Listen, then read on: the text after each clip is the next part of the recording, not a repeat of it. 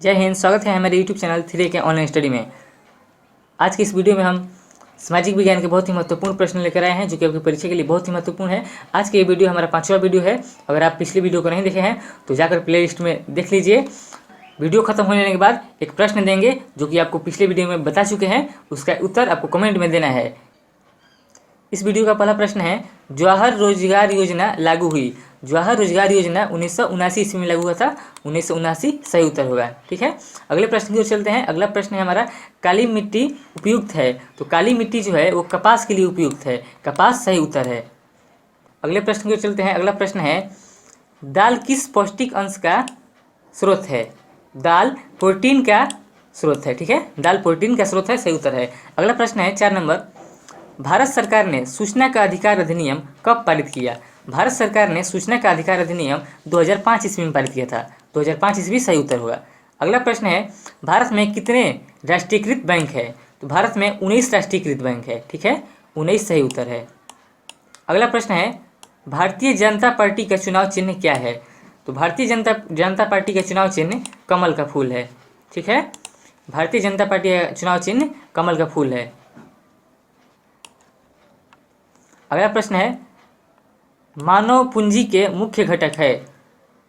4 option दिए हुए हैं। मानव पूंजी के मुख्य घटक कौन कौन है बताना है। देखिए, ज्ञान, ऑप्शन नंबर ए है ज्ञान। ऑप्शन नंबर बी है कौशल।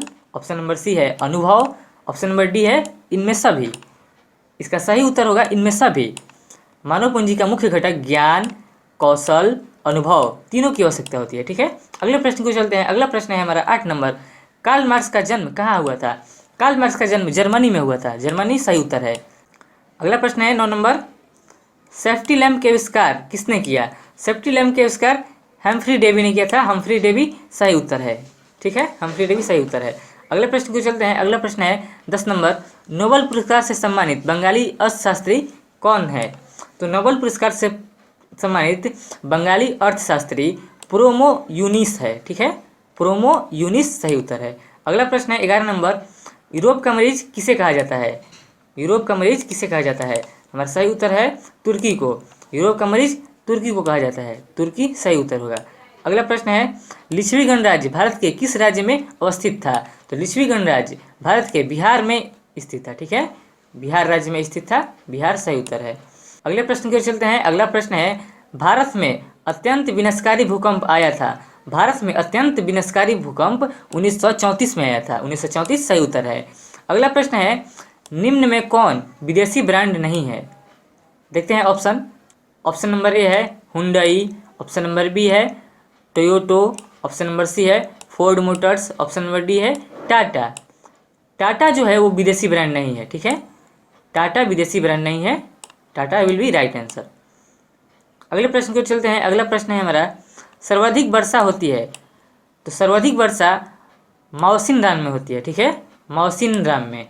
मौसिनराम सही उत्तर है। अगला प्रश्न है 16 नंबर, भारत में योजना आयोग का गठन कब किया गया था। भारत में योजना आयोग का गठन कब किया गया था। इसका सही उत्तर है 15 मार्च 1950 ईस्वी में। ठीक है, भारत में योजना आयोग का गठन 15 मार्च 1950 ईस्वी में किया गया था। अगला प्रश्न है 17 नंबर, ब्रह्म समाज की स्थापना किसने की। तो ब्रह्म समाज की स्थापना राजा राम मोहन राय ने किया था। राजा राम मोहन राय सही उत्तर है। अगला प्रश्न है 18 नंबर, 16वीं लोकसभा में महिला सदस्यों की संख्या कितनी है। तो 16वीं लोकसभा में महिला सदस्यों की संख्या 61 है। ठीक है, 61 सही उत्तर है। अगला प्रश्न है, भारतीय राष्ट्रीय कांग्रेस की स्थापना कब हुई। भारतीय राष्ट्रीय कांग्रेस की स्थापना 28 दिसंबर 1885 ईस्वी में हुई थी। ठीक है, 28 दिसंबर 1885 सही उत्तर है। अगला प्रश्न है, हिंदुस्तान रिव्यू का प्रकाशन किसने आरंभ किया। हिंदुस्तान रिव्यू का प्रकाशन सच्चिदानंद सिन्हा ने आरंभ किया था। सच्चिदानंद सिन्हा सही उत्तर है। अगला प्रश्न है 21 नंबर, 16वीं लोकसभा का चुनाव किस वर्ष हुआ। तो 16वीं लोकसभा का चुनाव 2014 ईस्वी में हुआ था। ठीक है, 16वीं लोकसभा का चुनाव 2014 में हुआ था। अगले प्रश्न को चलते हैं। अगला प्रश्न है 22 नंबर, नरेगा के अंतर्गत ग्रामीण मजदूरों को साल में कम से कम कितने दिनों के लिए रोजगार देने की व्यवस्था है। तो नरेगा के अंतर्गत ग्रामीण मजदूरों को साल में कम से कम 100 दिनों के लिए रोजगार की व्यवस्था देने की है। ठीक है, अगला प्रश्न है, भूस्खलन किस प्रकार का आपदा है। भूस्खलन जो है वो प्राकृतिक आपदा है, ठीक है, भूस्खलन प्राकृतिक आपदा है। अगला प्रश्न है सूखा किस प्रकार का आपदा है? सूखा भी एक प्रकार का प्राकृतिक आपदा है, ठीक है, सूखा भी प्राकृतिक आपदा है। अगला प्रश्न है निम्नलिखित में कौन सा उद्योग कृषि पर आधारित नहीं है? देखिए ऑप्शन है सूती वस्त्र, सीमेंट, चीनी, जूट। सूती वस्त्र भी कृषि पर आधारित है, सूती वस्त्र कृषि पर आधारित है, चीनी भी कृषि पर आधारित है, गन्ना का उत्पादन होगा तभी ना चीनी बनेगा। अब है जूट, जूट भी कृषि पर आधारित है। सीमेंट उद्योग लेकिन कृषि पर आधारित नहीं है, ठीक है, सीमेंट उद्योग कृषि पर आधारित नहीं है, इसीलिए सीमेंट सही उत्तर है। अगला प्रश्न है 26 नंबर, कागज का आविष्कार किस देश में हुई? कागज का आविष्कार चीन में हुआ था, ठीक है, चीन में कागज का आविष्कार हुआ था। अगले प्रश्न की चलते हैं। अगला प्रश्न है हमारा, अगला प्रश्न है 27 नंबर, भारत का सबसे बड़ा बंदरगाह है? भारत का सबसे बड़ा बंदरगाह मुंबई में है, ठीक है, मुंबई।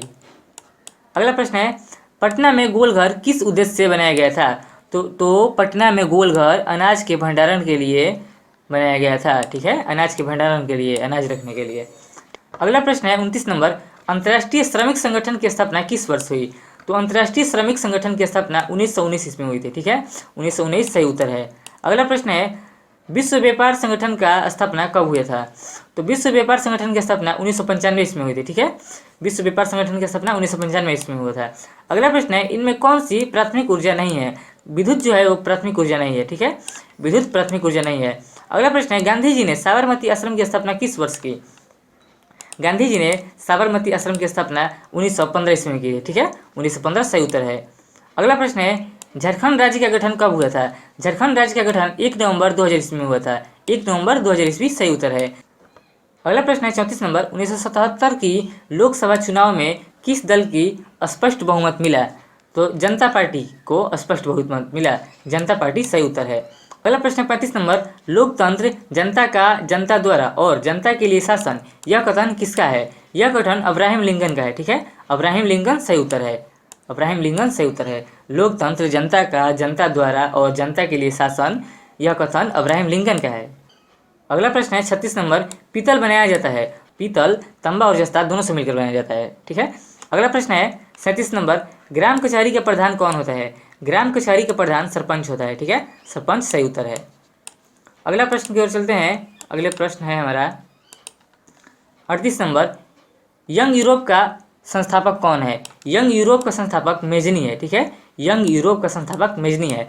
अब आपसे प्रश्न ये पूछेगा कि यंग इटली के संस्थापक कौन है? तो यंग इटली के भी संस्थापक मेजनीय है, ठीक है, यंग इटली के संस्थापक मेजनी है और यंग यूरोप के संस्थापक भी मेजनी है, ठीक है, मेजनी सही उत्तर है।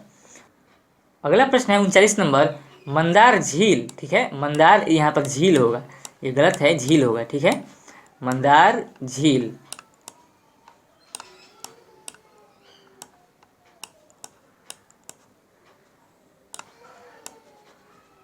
यहाँ पर मंदार झील होगा।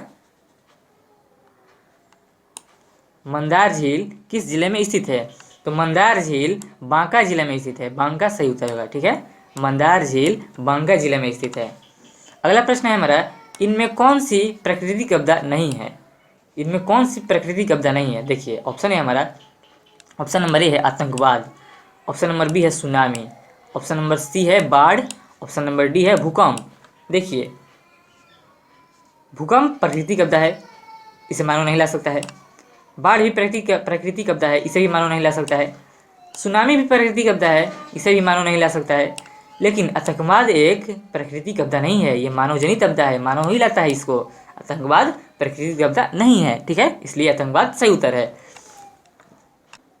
जैसे कि हमने आपको वीडियो खत्म होने से पहले बताया है कि वीडियो के अंत में हम आपको एक प्रश्न देंगे जिसका उत्तर आपको कमेंट में देना होगा। ये प्रश्न पिछले वीडियो का है जिसे हमने आपको पढ़ा चुका है। तो प्रश्न की ओर चलते हैं। हमारा प्रश्न है भारत की वित्तीय राजधानी, प्रश्न है भारत की वित्तीय राजधानी किस शहर को कहा जाता है? हमारे पास 4 ऑप्शन है। ऑप्शन नंबर ए है चेन्नई, ऑप्शन नंबर बी है मुंबई, ऑप्शन नंबर सी है कोलकाता, ऑप्शन नंबर डी है पटना। इसका आंसर आपको कमेंट में देना है, तो आप फटाफट इसका आंसर कमेंट में दीजिए। तो मिलते हैं अगले क्लास में, अगर आपको ये वीडियो पसंद आई हो तो इस वीडियो को लाइक कर दीजिए, साथ ही साथ अगर आप हमारे चैनल पर नए हैं तो चैनल को सब्सक्राइब कर लीजिए और साथ ही बेल आइकन प्रेस तक कर दीजिए ताकि सही वीडियो का नोटिफिकेशन आपको सबसे पहले पहुंचता रहे। ठीक है, मिलते हैं अगली क्लास में, तब तक के लिए जय हिंद।